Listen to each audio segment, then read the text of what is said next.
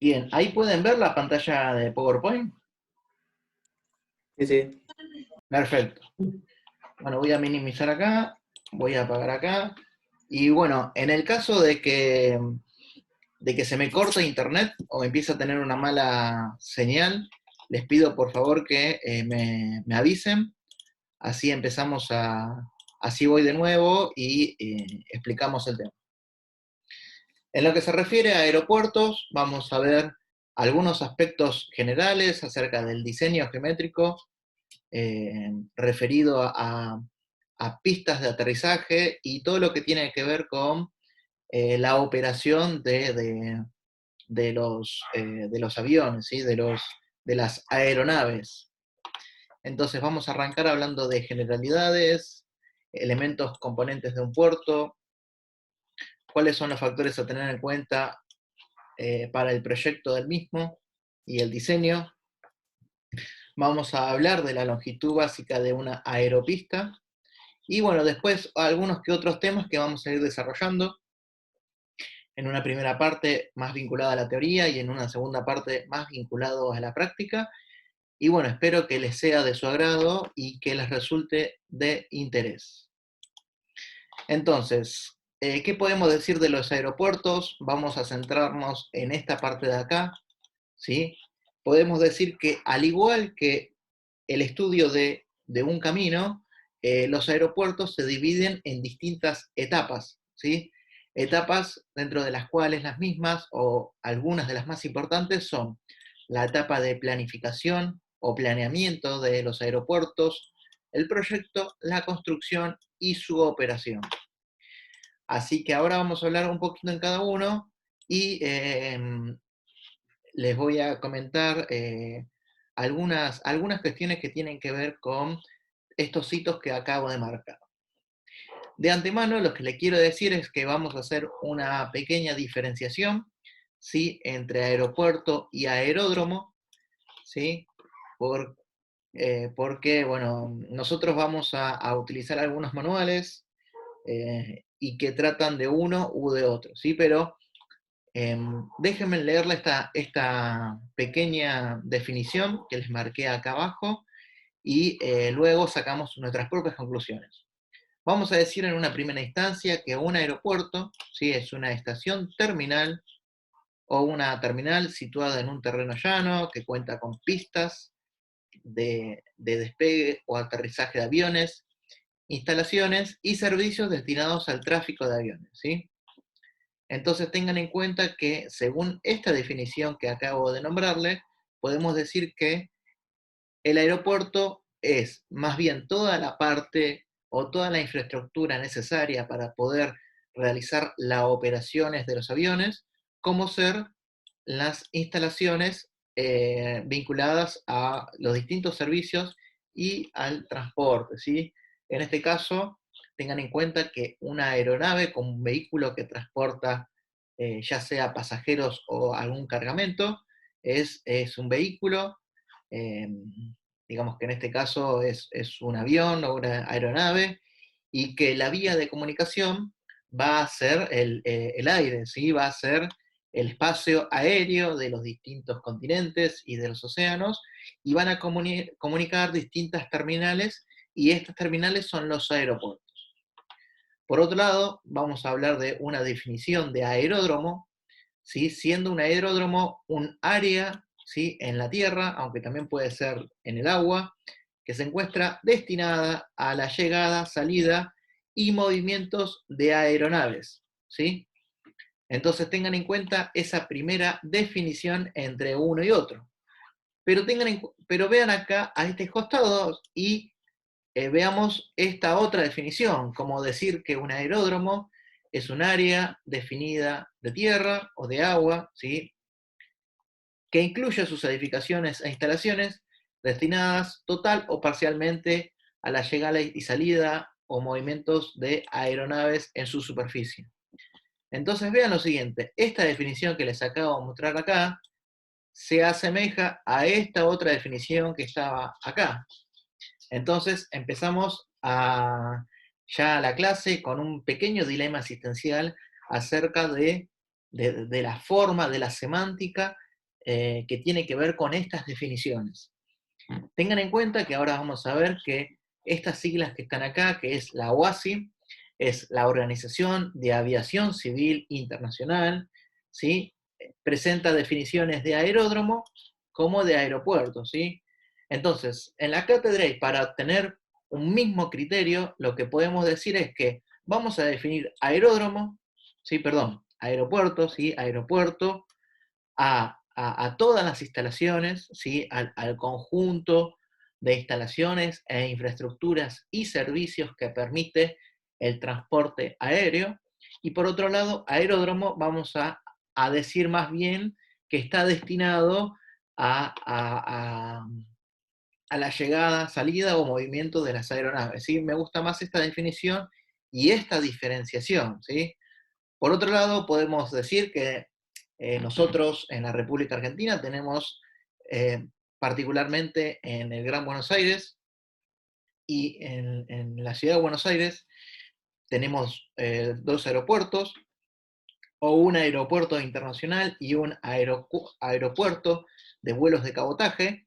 Entonces ahí también tenemos otra diferenciación, ¿sí? Entre dos terminologías parecidas.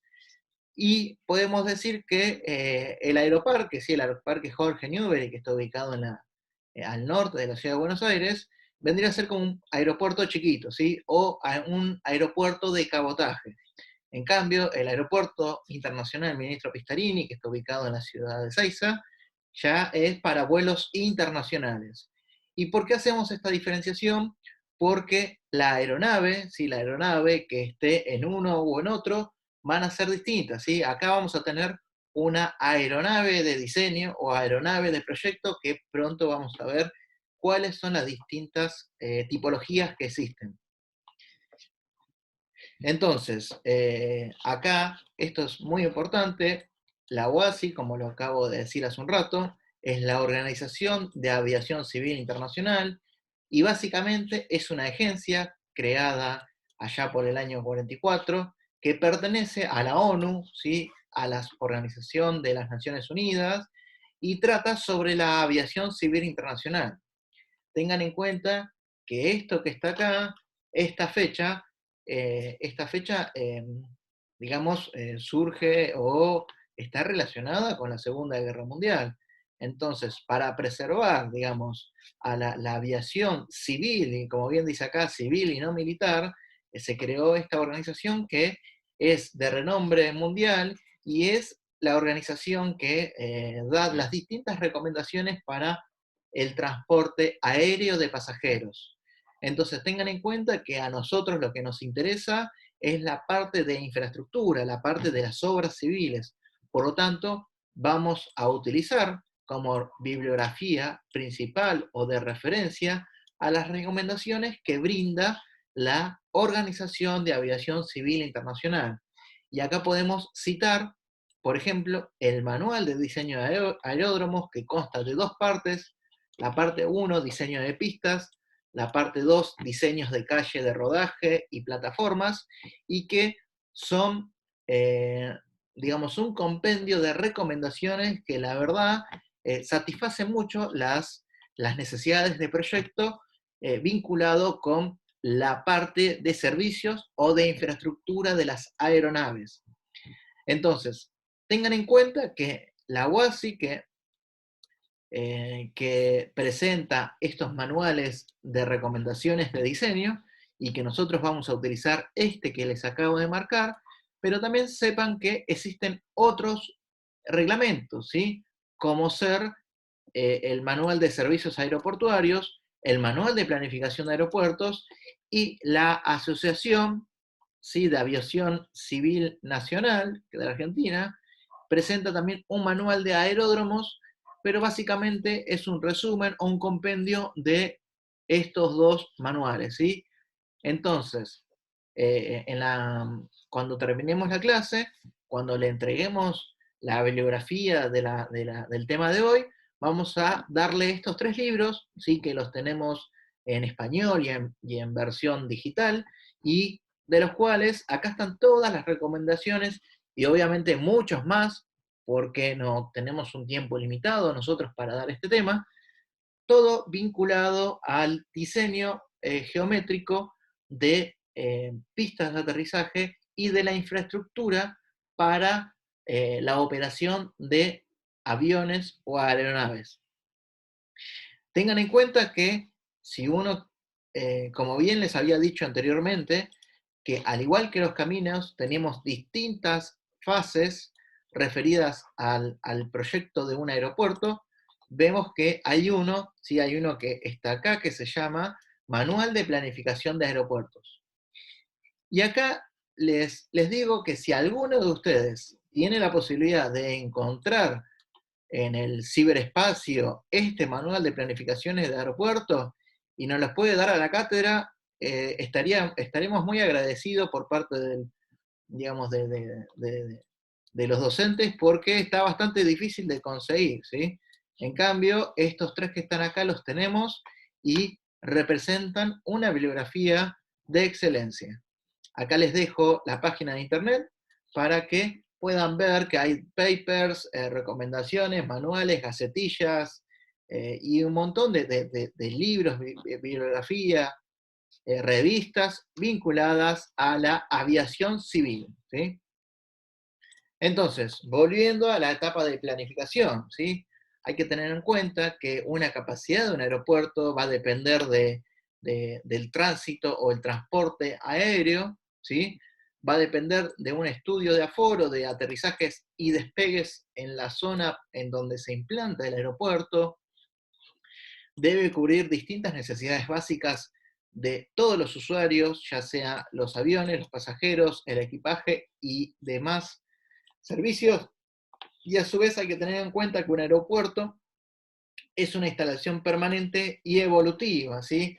Tengan en cuenta que desde que se creó el primer avión, allá por los hermanos Wright, a principios del siglo XX, al día de hoy hay una gran cantidad de tipologías de aviones que van cambiando y van transformándose y van perfeccionándose conforme pasa el tiempo. Entonces, los aeropuertos, que son las instalaciones fijas y que son las instalaciones permanentes y que deben tener una vida útil mucho más grande a la de los vehículos, que son las aeronaves, debe poder ampliarse, debe ser una instalación evolutiva, como bien dice acá. Entonces, para empezar, y en la etapa de planificación, es muy importante realizar estudios económicos, estudios de mercado, estudios de rutas comerciales, para poder determinar la capacidad de un aeropuerto. Obviamente, eso forma parte de una especialidad y que nosotros, digamos, no, por lo pronto no podemos determinar toda esta información a priori porque son estudios de movimiento de pasajeros en una escala mundial, ¿sí? Al igual que el estudio de movimiento de pasajeros acá en Argentina en una escala local. Tengan en cuenta que mientras mayor performance de los aeropuertos tengamos en nuestro país, mejores van a ser los movimientos, menores van a ser los tiempos de espera, mayores o menores van a ser los tiempos de despegue y de aterrizaje y demás condiciones que tienen que ver con el transporte aéreo. No hay que dejar de lado que a su vez también es de suma importancia la implantación del mismo y su comunicación con el medio y con los usuarios. Entonces, vamos a hablar de una primera clasificación. Esta clasificación la da la OASI, la Organización de Aviación Civil Internacional, y básicamente lo que hace es definir distintas tipologías de aeropuertos, ¿sí? Y estas tipologías de aeropuertos van a considerarse según la ruta, si la ruta comercial o la ruta de pasajeros, ya sea transoceánica, transcontinental, internacional, nacional o local, si estos son aeropuertos menores, y también va a depender de el tamaño de la aeronave que puede alojar. Obviamente, los aeropuertos más grandes van a poder alojar a las aeronaves más grandes. ¿Por qué? Porque una aeronave no solamente tiene que realizar el transporte de pasajeros o de cargas, sino que también debe de abastecerse de sus servicios y tener lugares de mantenimiento en los distintos aeropuertos, ¿sí? Carga de combustibles, recambio de distintos factores eh, que el aeropuerto debe estar abastecido, ¿sí? O debe estar proyectado con una capacidad tal que puedan eh, darle servicios a las aeronaves. Por otro lado, hay una recomendación del tipo de aeropuerto que va a estar dado de la mano de la población, ¿sí? De la población de la zona de implantación de ese aeropuerto. Y básicamente cuando tenemos ciudades con una cierta densidad de población que es bastante grande, lo recomendable es tener aeropuertos de primera línea o de primer nivel, ¿sí? En cambio, para zonas en donde los aeropuertos, o perdón, en donde las poblaciones son de densidades menores, tendemos a decrecer, ¿sí? Tendemos a decrecer linealmente la tipología de aeropuerto recomendable. Así que bueno, desde el punto de vista del proyecto, vamos a describir muy brevemente algunas de las consideraciones fundamentales o características principales. Básicamente lo importante es esto, ¿sí? Definir un lugar apropiado para la construcción de un aeropuerto o para la implantación del mismo. Y el mismo debe tener una cierta relación con el centro urbano, ¿sí? Con el lugar o la zona donde va a abastecer. ¿Sí? Acá tengan en cuenta que las grandes metrópolis, las grandes ciudades, de por sí tienen aeropuertos, ¿sí? O tienen eh, algún, algún aeropuerto de distintas capacidades. Tengan en cuenta que más allá de los aeropuertos que tenemos en el Gran Buenos Aires, digamos que son comerciales o para transporte de pasajeros, son tres. Por un lado tenemos el Aeroparque Jorge Newbery, el aeropuerto de Ezeiza y el aeropuerto de El Palomar, ¿sí? Que es uno que se incorporó hace pocos años al transporte de pasajeros y que antiguamente era con fines militares. Entonces, esto es muy importante, la relación con el centro urbano, ¿sí? Y es muy importante la distancia que puede llegar a tener un aeropuerto respecto a un centro urbano. Por otro lado, es importantísima las condiciones meteorológicas del lugar y la economía en las construcciones. Estos son tres grandes factores que me van a determinar a priori donde tenemos un mejor emplazamiento para poder tener un aeropuerto. Entonces, cuando nosotros hablamos de la situación del aeropuerto respecto al centro urbano, básicamente tenemos que determinar o tenemos que considerar, mejor dicho, su distancia del centro urbano respecto al aeropuerto y su orientación respecto de él, ¿sí? ¿Sí? Esto es mucho más sencillo porque es muy importante que si tenemos vientos predominantes o vientos dominantes cercanas a una zona industrial y desde esa zona industrial se dirigen hacia el aeropuerto, bueno, la formación de smog, de niebla y de contaminación puede afectar la operación de las aeronaves. Entonces, descartando esta situación B, pasamos a determinar la situación A. Y esto es de suma importancia porque vean esto que está acá, ¿sí? Es muy importante, ¿sí? Y en los primeros países, en los países ya sea de Europa o Estados Unidos, se acepta que o se considera admisible una distancia, ¿sí? Una distancia que en este caso es de 15 a 30 minutos, que es la distancia que tiene el usuario, si en este caso el pasajero, para poder ir hacia el aeropuerto, ¿sí? Es decir, desde el centro urbano hacia el aeropuerto tiene que haber esta distancia, ¿sí? Y esto es aceptable en los países del primer mundo, ¿sí?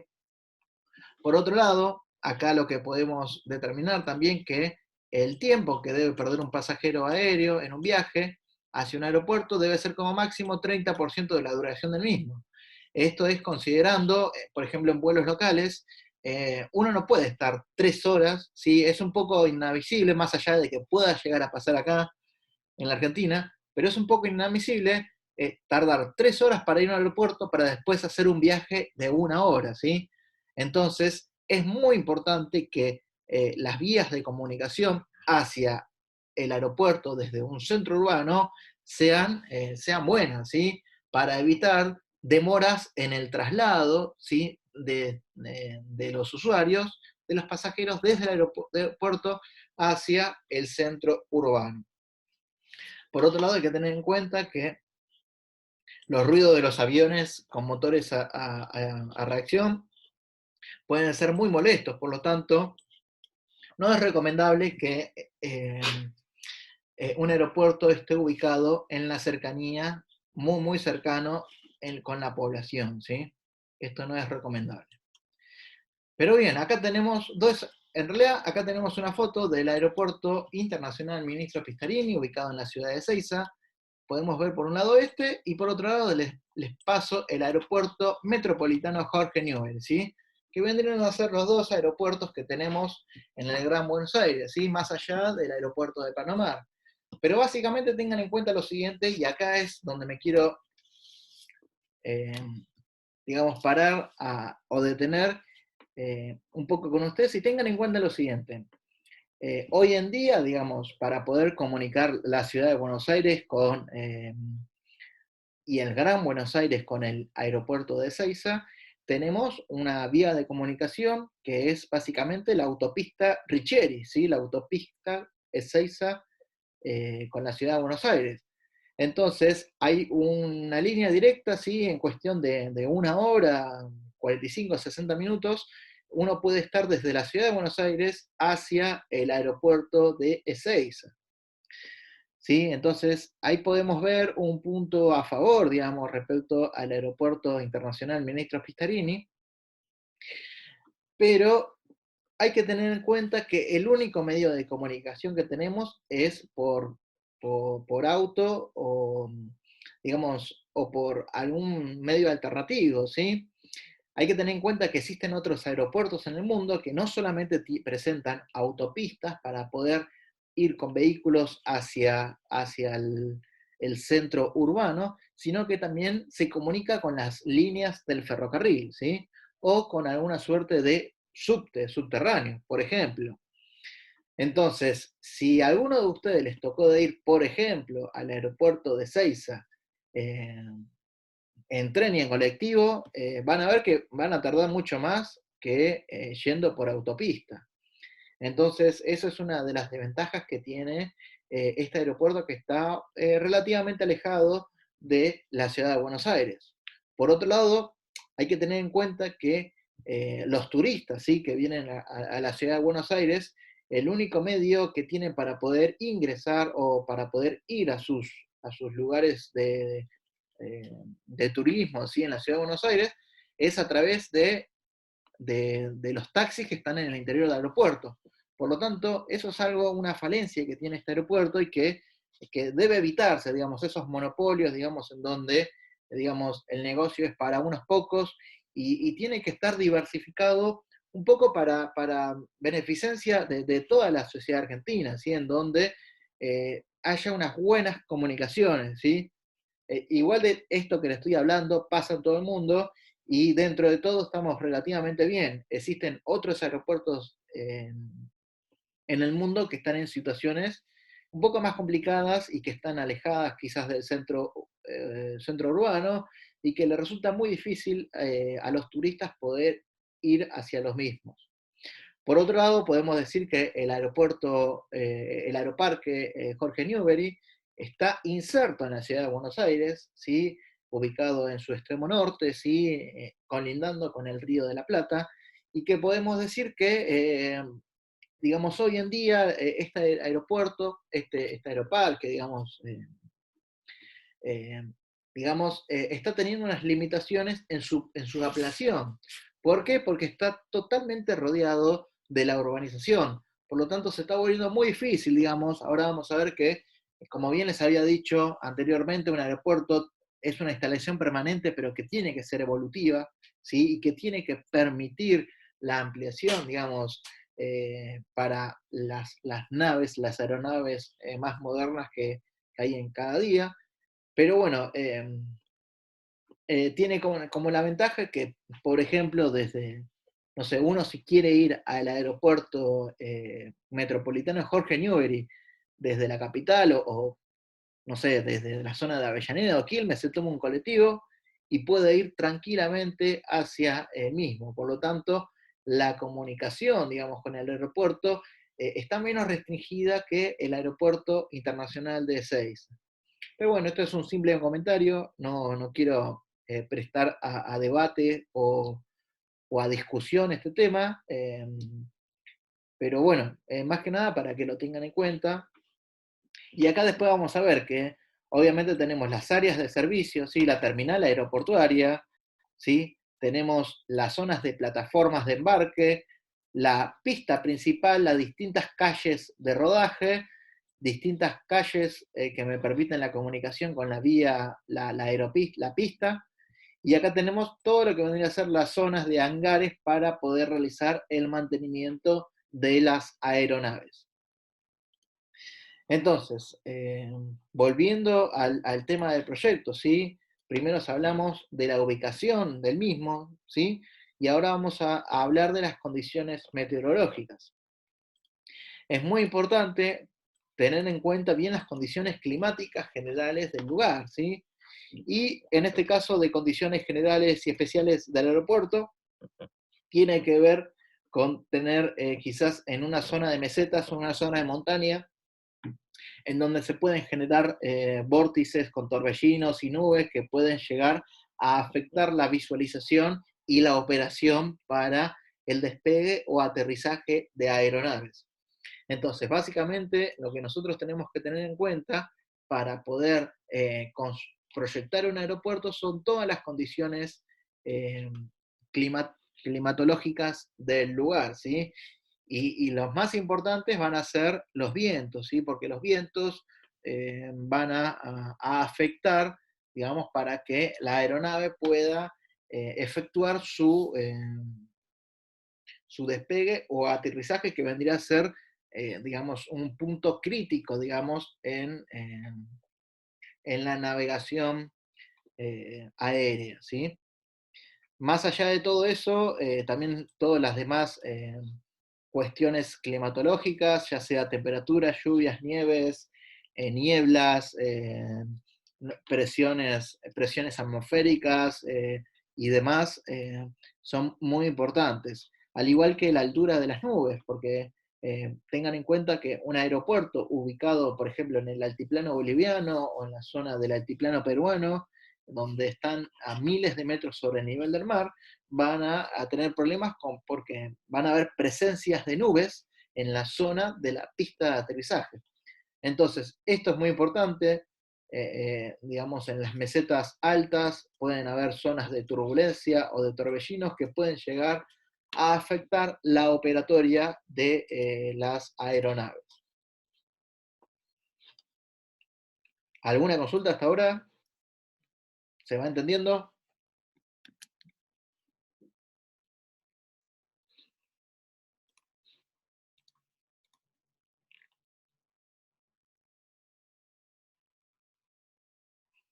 Bueno, vamos a seguir entonces. Acá vemos algunas condiciones especiales, digamos, respecto a la ubicación de un aeropuerto, y es el típico ejemplo de un aeropuerto A o un aeropuerto B ubicado, ¿sí? Esta es la dirección del viento dominante, ubicado aguas arriba o aguas abajo de una montaña, ¿sí? O de un accidente topográfico.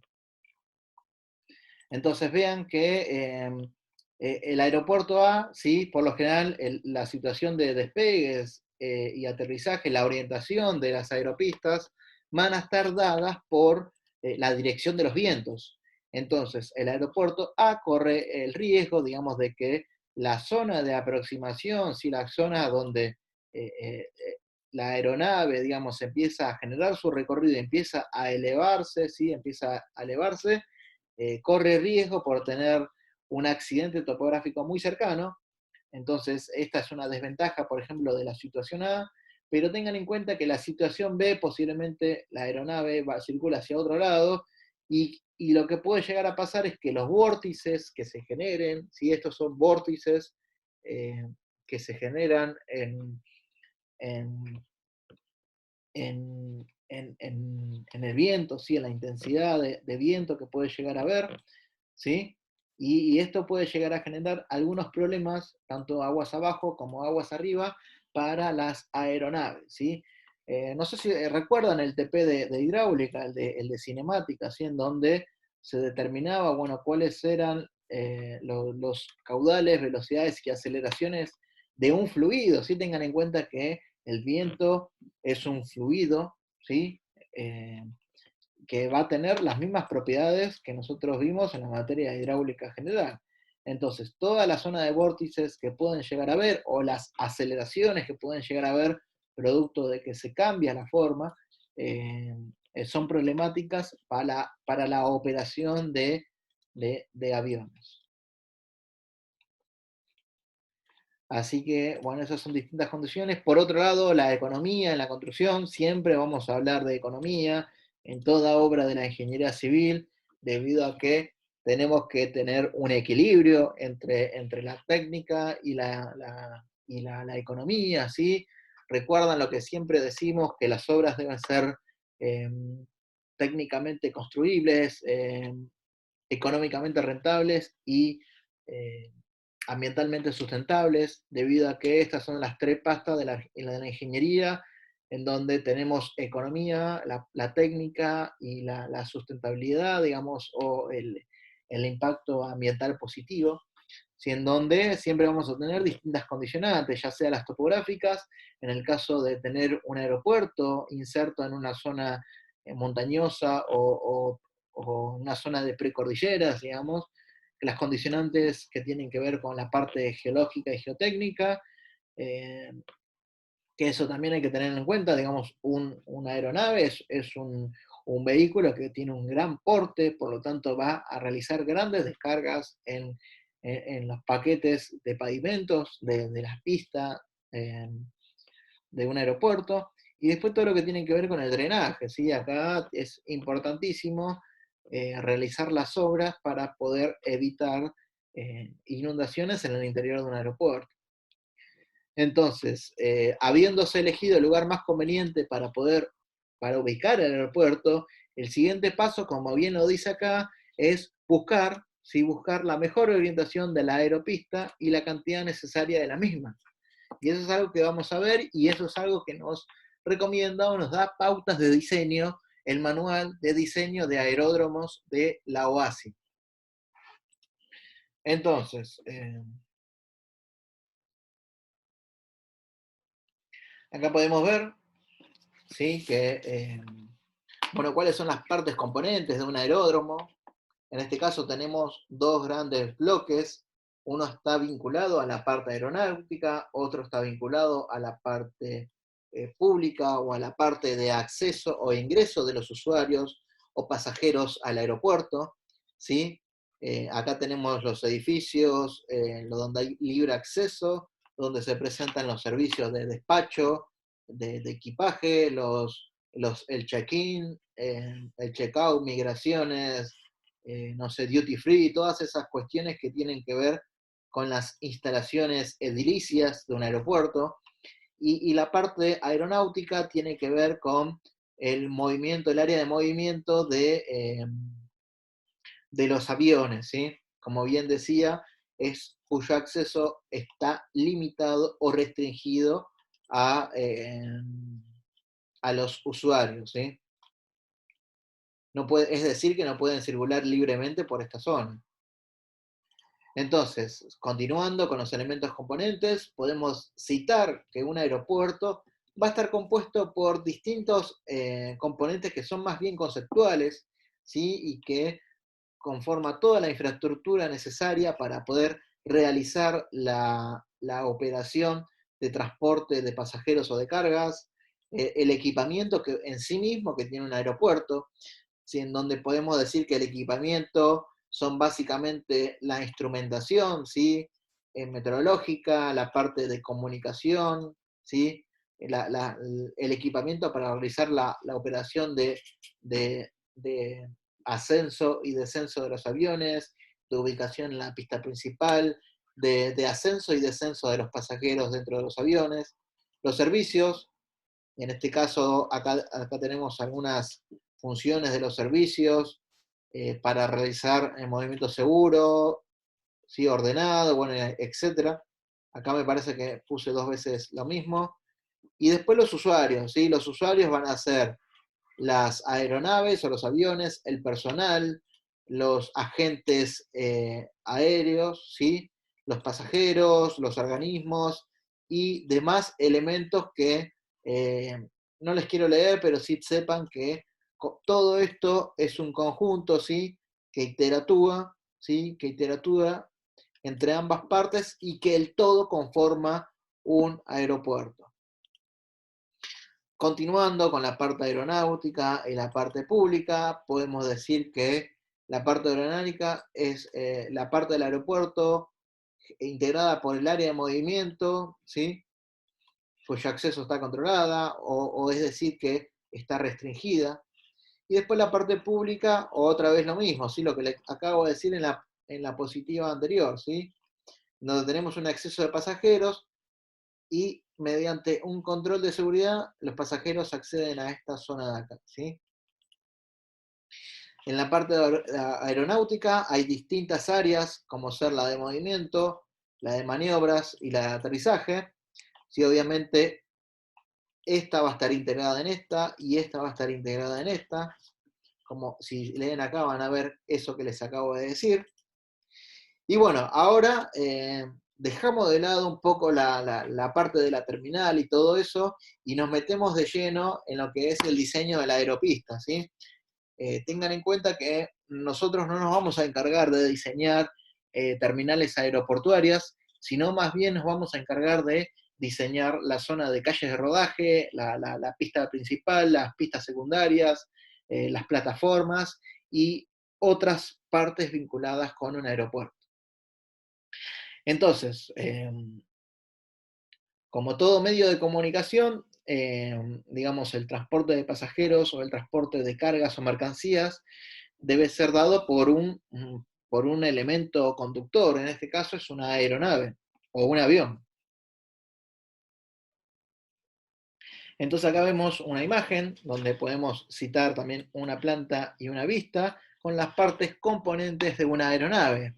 Si vamos a decir que la medida transversal, ¿sí? La longitud transversal desde extremo de ala a extremo de ala va a ser denominada la envergadura de la aeronave, ¿sí?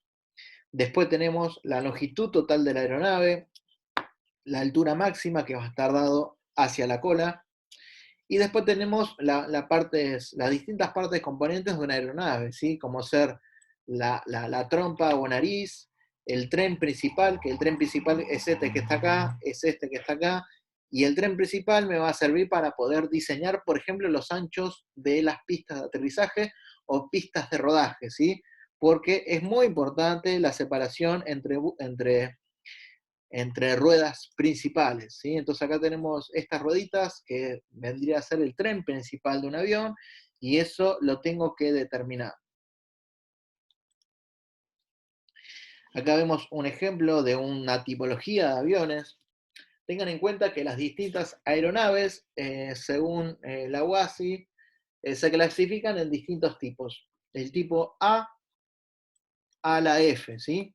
Tipo A, tipo B, tipo C, y van a ir en crecimiento hacia allá, ¿sí? Es decir, el A380, el Airbus 380 es el avión, uno de los aviones más grandes del mundo que transporta pasajeros y que tiene dimensiones bastante colosales. Entonces tengan en cuenta que acá vemos, por ejemplo, este es un A330, ¿sí? En donde vemos que es un avión que presenta un nivel, ¿sí? Por lo general este avión presenta 2 niveles, y vemos que el mismo, ¿sí? Va a tener distintos radios de curvatura, distintas dimensiones, como son la envergadura, la longitud total y demás elementos, y todas estas características de cada una de las aeronaves las tengo que determinar para poder utilizarlo como nave de proyecto, ¿sí? O nave de diseño. Entonces, vamos a continuar. Esto es un extracto del manual de diseños de aeródromos y un apéndice 1 de la parte del volumen 1, en donde tenemos la clasificación de aviones por número y letra clave. ¿Sí? Esto es muy importante porque a partir de ahora tengan todos los parámetros de diseño o las recomendaciones de diseño que nos da el manual de diseño de la UASI, está dado por estos números claves, ¿sí? estos números y letras. Entonces tengan en cuenta lo siguiente, ¿sí? Por un lado tenemos estas tipologías de aeronaves, ¿sí? Dados por estos fabricantes, en donde tenemos distintas características que ya las vamos a ver a cada una de ellas, y básicamente pasamos a la siguiente. Tenemos, por ejemplo, lo más importante son los Boeing, donde tenemos el Boeing 707, el Boeing 737 y el Boeing 747. Y tenemos los Airbus, ¿sí? Con la letra A, A330, A360, A380. Y acá podemos ver, por ejemplo, en un Boeing 747, que la clave, ¿sí? La clave de diseño para tener en cuenta en este avión es el 4E, ¿sí? Y la longitud de campo de referencia del avión es de 3.000 metros, la envergadura de casi 60 metros y el ancho entre ruedas del tren de aterrizaje principal es de 12 metros y medio, ¿sí? Entonces, ¿qué parámetros les acabamos de decir? ¿Sí? Le podemos decir que, en términos generales, ¿sí? La longitud de referencia, que ahora vamos a ver de qué se trata, la longitud básica de la aeropista es de 3.000 metros y que la envergadura, ¿sí? El ancho total, digamos, teniendo en cuenta las alas, es de casi 60 metros y el ancho de las ruedas, ¿sí? Es decir, donde va a pisar el avión sobre la calzada, ¿sí? Sobre la pista, es de casi 13 metros. Entonces acá, a la izquierda, podemos ver en lo que se refiere a las aeronaves como un concepto que no dijimos hasta ahora, que es el de aeronave crítica, ¿sí? Y la recomendación de la UASI lo que hace es definir una aeronave crítica, ¿sí? Que vendría a ser una aeronave conceptual cuyas características responden a un conjunto de aviones. Tengan en cuenta que en un aeropuerto no va a haber solamente una clase de avión, sino que va a haber distintas clases o tipologías de aviones de distintas marcas o de distintos modelos, y que el conjunto de los elementos críticos de todas esas aeronaves es el que va a proporcionarle un servicio al aeródromo, ¿sí? Es decir, que para el diseño se va a utilizar una aeronave crítica que vendría a ser como la envolvente de las dimensiones, ya sean mínimas o máximas, de las distintas aeronaves que operan en un aeropuerto. ¿Sí? ¿Se entendió un poco la definición esa?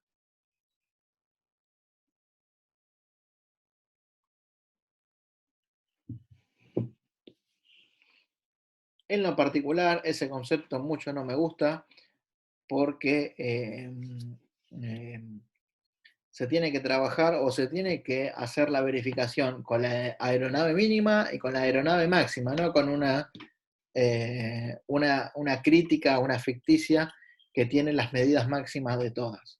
Pero bueno, es lo que da la recomendación y es lo que tenemos que seguir si tomamos como base el manual de diseños de la OASI.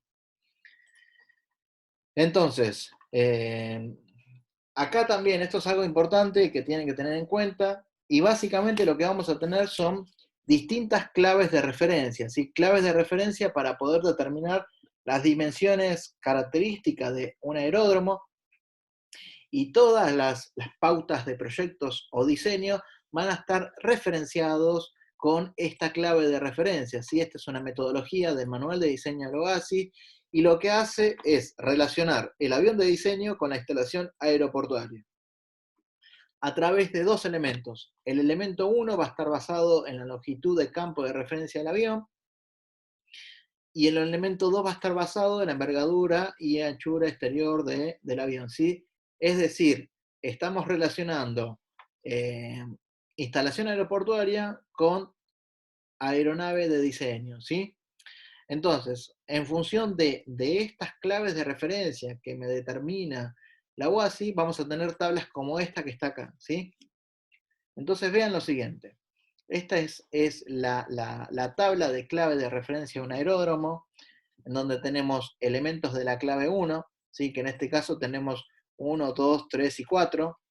Lo que me dice es que la longitud del campo de referencia del avión, ¿sí? ¿Qué es la longitud de referencia? Es lo que bien dice acá, es la longitud de campo mínima necesaria para el despegue, bla, bla, bla, en condiciones normales de presión y temperatura, ¿sí? Esto es un poco como en química, pero bueno, tengan en cuenta que es una definición convencional y que debemos determinar, debemos de seguirla para poder seguir con las pautas de diseño del manual de aeródromos. Entonces, básicamente tenemos el elemento 1, ¿sí? Que es de la infraestructura aeroportuaria, y el elemento 2 de la clave, que es el vinculado con la aeronave, ¿sí? Entonces tenemos 1, 2, 3, 4 y de números y letras de clave A, B, C, D hasta F, ¿sí?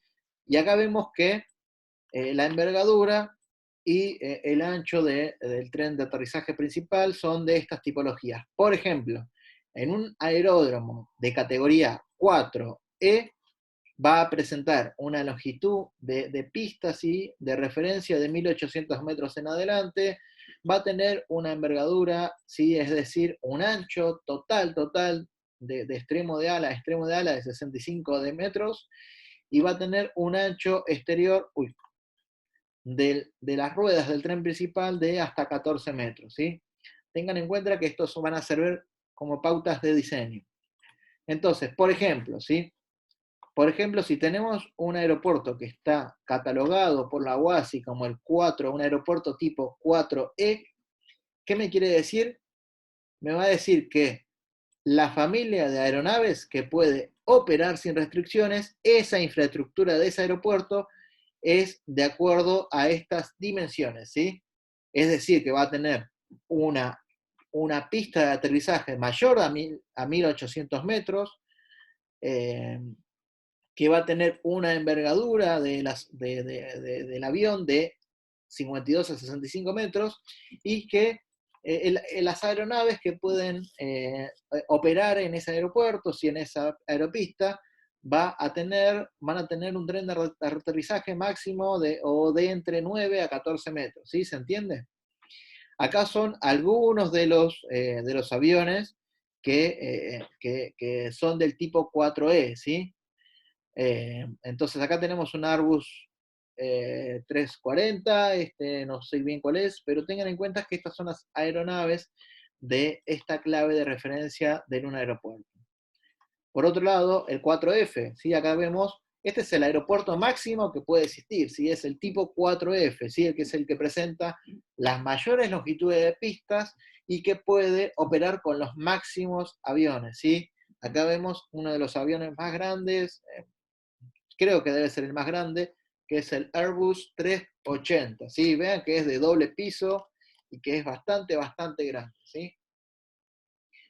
Y acá les pongo un dato, ¿sí? Un dato importante, que las características de todas las aeronaves, más allá de ese apéndice que está en el manual de diseño de aeródromos de la UASI, siempre hay que recurrir al manual del fabricante, ¿sí? El manual del fabricante, que por ejemplo acá vemos una portada de un manual de un fabricante, en este caso es de un Boeing 737, que son las características del avión, ¿sí? De la aeronave para la planificación aeroportuaria, ¿sí? Tengan en cuenta que para una planificación aeroportuaria tenemos que saber todas las características, digamos, del avión, ¿sí? Entonces, eso va a estar dado en estos manuales del fabricante, que si ustedes ponen eh, manual de fabricante de Boeing 737, van a ver que se lo pueden descargar y pueden tener un montón de dimensiones o de aspectos o características técnicas de esa tipología de avión, ¿sí? Por otro lado, esta es una imagen bastante interesante, Un aeropuerto puede tener distintas pistas, ¿sí? Puede tener pistas principales o pistas secundarias, o puede abastecer a distintas aeronaves, ¿sí? Este es un caso de un aeropuerto que presenta la condición 4E, ¿sí? Ya sea para esta aeropista que está acá, y la condición 4C para esta otra aeropista que está acá. Es decir, que los aviones que tengan estas características van a poder operar en esta aeropista, y los aviones que tengan esta característica van a poder operar en esta otra aeropista, ¿sí? Eso sepan eh, razonarlo y ver que un aeródromo puede llegar a tener distintas clasificaciones o puede operar distintas tipologías de aeronaves. Obviamente, acá al tener 4E no va a poder operar, por ejemplo, el avión que vimos recién, que es el Airbus 380, ¿sí? Porque ese corresponde, digamos, para ser operado por un aeropuerto o un aeródromo del tipo 4F. Bien, en lo referido a la configuración, ¿sí? Vamos a hablar de los factores relacionados con el emplazamiento, orientación y números de pistas, ¿sí? Y esto tiene que tenerse en cuenta no solamente en el proyecto o el diseño de aeródromos, sino también en la parte de planificación, en donde se tienen en cuenta siempre las ampliaciones futuras que va a tener la infraestructura, en este caso de una aeropista. Y básicamente la configuración, ¿sí? Que me va a determinar estos factores que les acabo de marcar, van a depender básicamente de las condiciones meteorológicas, la topografía, el tipo o la tipología de tránsito aéreo, performance de los aviones, tipología de aviones y la parte medioambiental, ¿sí? Tengan en cuenta que en las instalaciones aeroportuarias hay muchos ruidos, ¿sí? Ruidos muy fuertes que son cuando se realiza el despegue o aterrizaje de las grandes aeronaves. Entonces, ahora vamos a hablar muy brevemente de la orientación de aeropistas.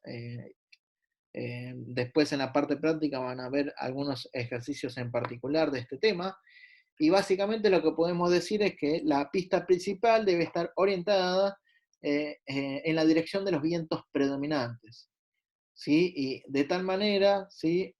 Que las zonas de aproximación y despegues se deben encontrar libres de obstáculos. Y esto es importantísimo y además en lo posible no deben volar directamente sobre una zona poblada. Entonces, el número de aeropistas debe satisfacer al tránsito aéreo de la zona, y esto va a estar dado por los censos y aforos y estudios comerciales de transporte aéreo de pasajeros. Por un lado, tengan en cuenta que esta es una definición que tiene que ver con la parte climatológica, que los vientos dominantes son los de mayor intensidad y los vientos reinantes son los de mayor frecuencia, ¿sí? Y esto vuelvo a repetir sobre el transporte aéreo porque es muy importante, ¿sí? Y les puedo dar, no sé, un ejemplo como ser en Colombia, ¿sí? En el país de Colombia, presenta dos grandes ciudades, ¿sí?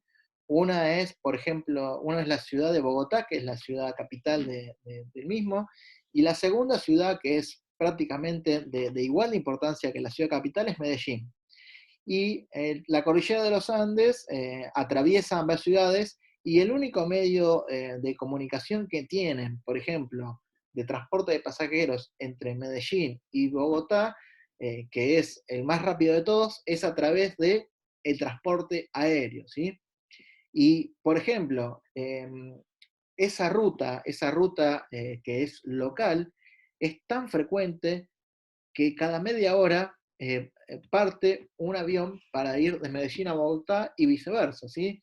Es decir, que es una ruta comercial muy frecuente, ¿sí?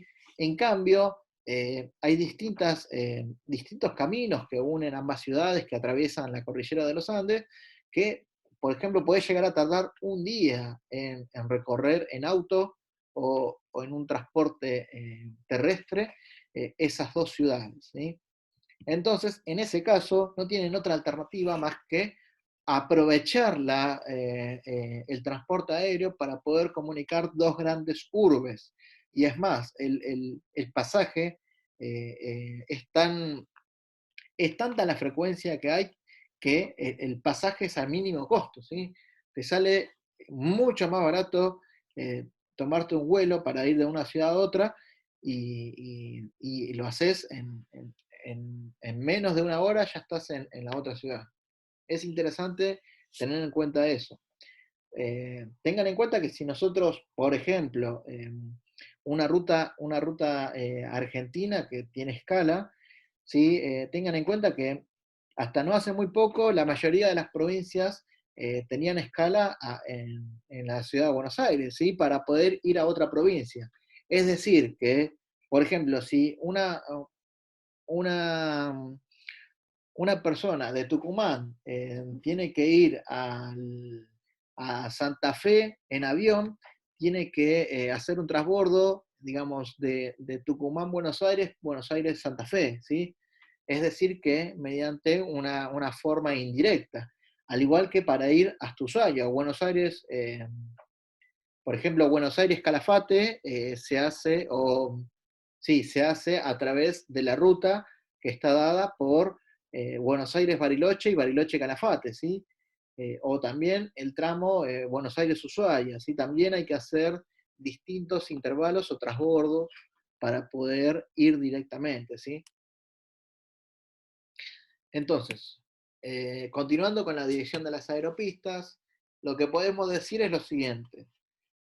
Lo que especifica la Organización de Aviación Civil Internacional es que el número y orientación de las aeropistas debe ser tales que puedan aterrizar al menos el 95% de las veces todas aquellas aeronaves sin que la componente transversal de viento perpendicular a la dirección de la misma, esta es la componente transversal, este es el eje de la pista, esta es la dirección del viento, esta es la componente perpendicular, no exceda estos parámetros que están acá. 37, 24 y 9, cuando tenemos aviones o cuando tenemos aeropistas que presentan estas dimensiones, que vendrían a ser las longitudes de campo de referencia, ¿sí? Así que tengan en cuenta por lo pronto esto, ahora van a ver más en detalle a qué nos referimos con el ejemplo práctico. Por otro lado, dentro de las características de las aeropistas podemos citar, por ejemplo, a la longitud básica de una aeropista y a una longitud real de una aeropista, ¿sí? Diciendo las diferencias entre ambos como ser que la longitud básica es la longitud necesaria para que una aeronave opere o circule en un sitio horizontal a nivel de mar y en condiciones tipo de presión y temperatura, ¿sí? Y con un viento en calma. Entonces, para poder determinar la longitud real, lo que se hace es corregir esta longitud básica por distintos factores que son los que tengo marcado acá: elevación, temperatura y pendiente.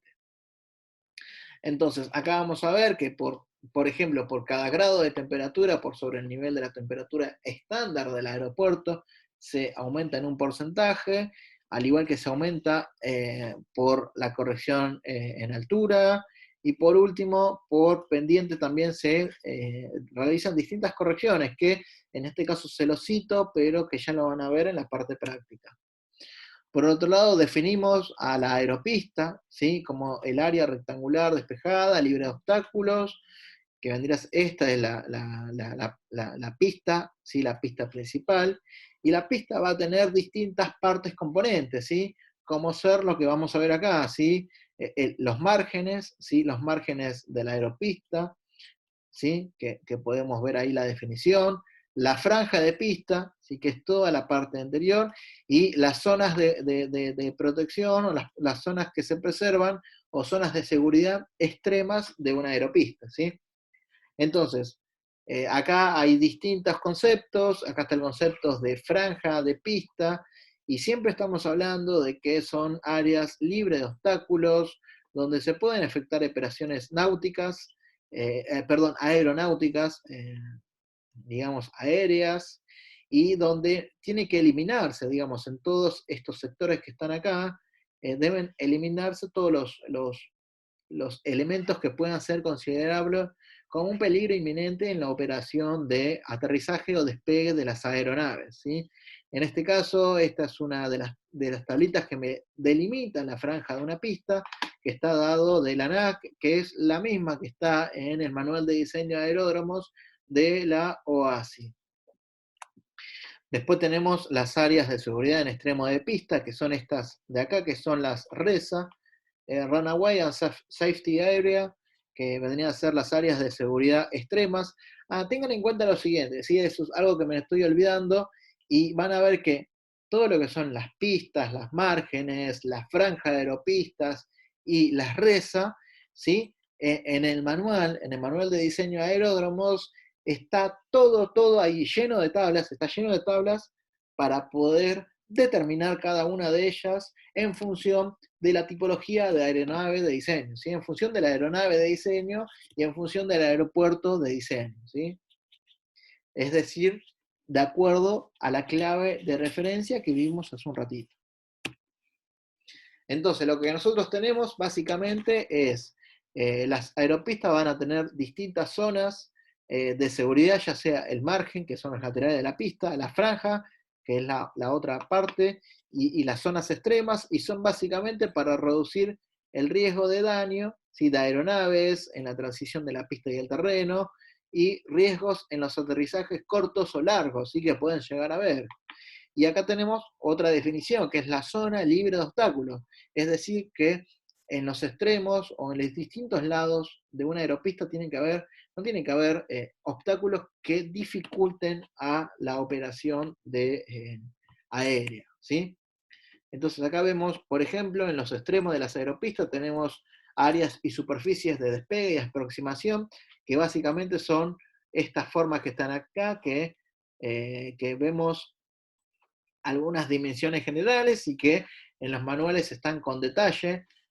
Podemos ver que en 3.000 metros después de la zona libre de obstáculos de acá y de la aeropista, no tiene que haber ningún elemento que pueda llegar a perjudicar la acción de despegue o aterrizaje, y que estos son componentes que tienen que estar dados, ¿sí? O que tienen que estar quizás no materializados, pero sí, digamos, libres de obstáculos.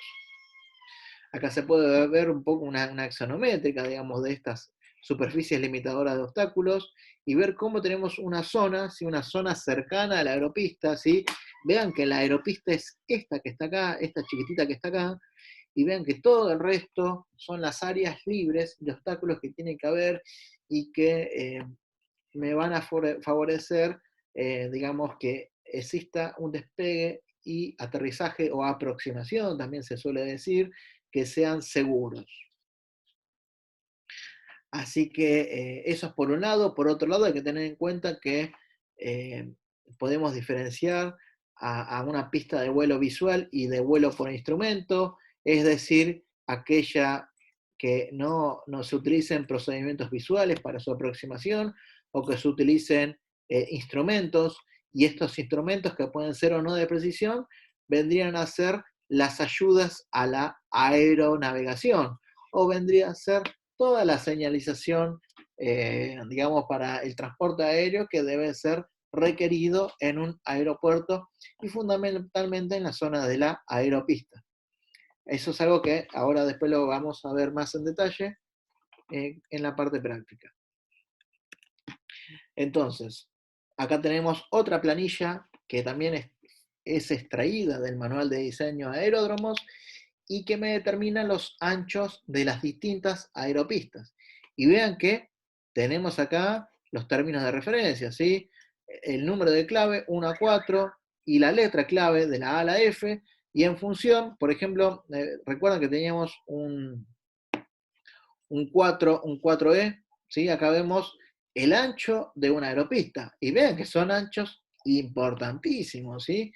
45 metros de ancho es algo bastante interesante, ¿sí?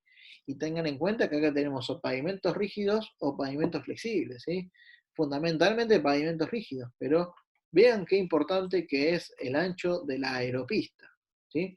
A su vez, en el manual acá les dejo para que amplíen sus conocimientos, van a ver detalles o gráficos o tablas como esta que está acá, que me van a definir las pendientes transversales mínimas o recomendables, longitudinales, superficies y demás caracterizaciones de diseño de aeropistas.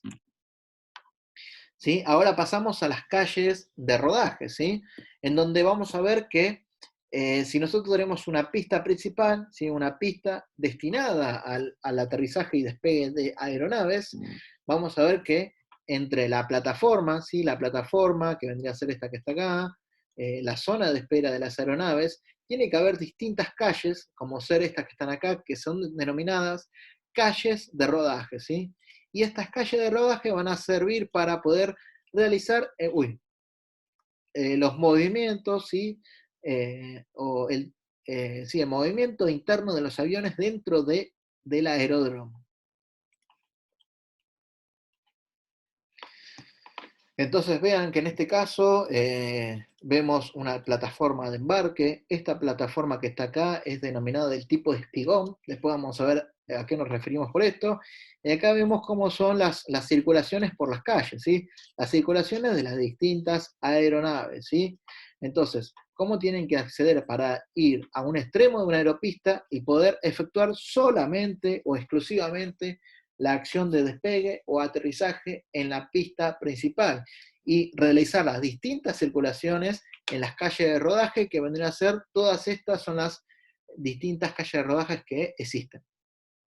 Y acá les cito el manual de diseño de aeródromos tomo 2, en donde van a poder determinar mediante tablas, como las que vimos anteriormente, anchos recomendados según los términos o claves de referencia, las pendientes, márgenes, ancho de margen, ancho de franjas, las distancias y demás elementos constitutivos que me van a servir para el diseño geométrico de una aeropista y sus obras complementarias. Entonces acá vemos un ejemplito de la pista principal. Si vean lo que es la pista principal. En este caso tenemos el RESA, ¿sí? La zona de extremo, y vemos las distintas calles, ¿sí? Calles de rodaje, calles de circulación para ingresar a la aeropista, o inclusive para salir, ¿sí? Para salir en forma rápida a la aeropista.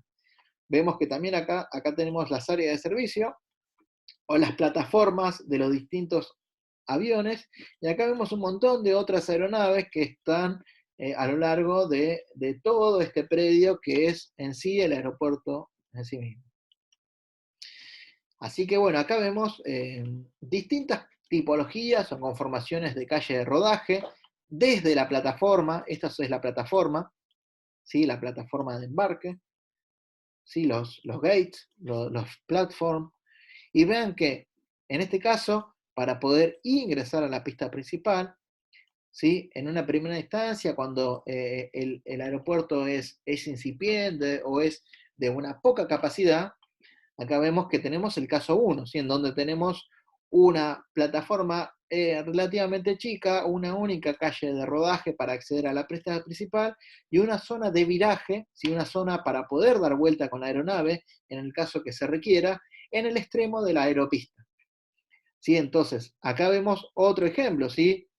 Vamos al ejemplo 2. En el ejemplo 2 vemos que en función al crecimiento del aeropuerto, empiezan a crecer las zonas de plataforma, por lo tanto, las calles de rodaje van a tener que tener un circuito interno que me permita acceder por las distintas aeronaves, hacia las distintas plataformas, y desde esta calle de rodaje acceder a la aeropista principal. En este caso, seguimos teniendo zonas de viraje en el extremo de la pista principal, y después, bueno, a medida que vamos avanzando, por 3, por 4 y por 5, vemos que se va aumentando la cantidad de calles de rodaje. Estas son las calles de salida rápida que puede llegar a ver en una pista principal. Y bueno, así, mayor detalle de todo esto está en el tomo 2 del manual de diseño de aeródromos. Ahí vemos algunos ejemplos. Acá obviamente solamente les muestro los gráficos y las imágenes ilustrativas, en donde tenemos distintas separaciones, en este caso, anchos de la calle de rodaje, la separación respecto a una instalación fija, la separación entre dos calles de rodaje consecutivo, y todas estas nomenclaturas que están acá las van a apreciar en distintas tablas que están en los manuales de diseño, ¿sí? Y que van a depender de los términos de referencia o de las claves de referencia, mejor dicho, del aeropuerto. Ahí vemos un ejemplo, por ejemplo, para un clave E, ¿sí? Algunas dimensiones, ¿sí? Dimensiones entre calles de rodaje, entre la calle de rodaje y la pista principal, separaciones entre aeronaves y la separación con respecto a la plataforma, ¿sí? Esto es a modo de ejemplo, pero esto se puede construir con las distintas tablas que ofrece el manual de diseño geométrico. Acá vemos zonas de apartadero, de espera, ¿sí? Es decir, que muchas veces los aviones tienen que esperar, ¿sí? Esperar en un lateral, esperar en un determinado lugar para poder, una vez que le den el ok, para poder, por ejemplo, despegar. Eh, Hay distintos apartaderos y estos están en el manual de recomendaciones, todas las dimensiones que básicamente va a depender las aeronaves de diseño, de los radios de giro de la misma, y ahí vemos cuáles son las distintas anchuras que puede llegar a tener y cuáles son las distintas superficies mínimas para poder conducir con seguridad con la aeronave por el interior de una calle de rodaje o de una zona de espera. Bien, ahora pasamos a la plataforma, ¿sí? Y las plataformas básicamente son las zonas del aeropuerto donde se detienen las aeronaves con el objeto de subida y bajada de pasajeros o de maniobras de carga y descarga, ¿sí? Entonces, la plataforma son vinculadas, las plataformas, mejor dicho, las plataformas y las aeronaves son vinculadas, por ejemplo, mediante pasarelas, ¿sí? Acá vemos dos ejemplos de pasarela, pasarela fija o pasarela estacionaria. Eh, Esto es típico de cualquier aeropuerto.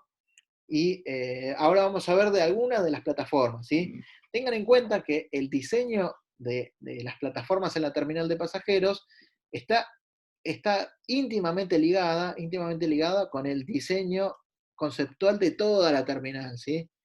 Pero nosotros en el manual de diseño de aeródromos, parte 2 que habla de plataformas, habla de la parte de circulación de los aviones, no habla de la parte de circulación de pasajeros, ¿sí? Considerando pasajeros en la parte inferior acá y aviones en la parte superior.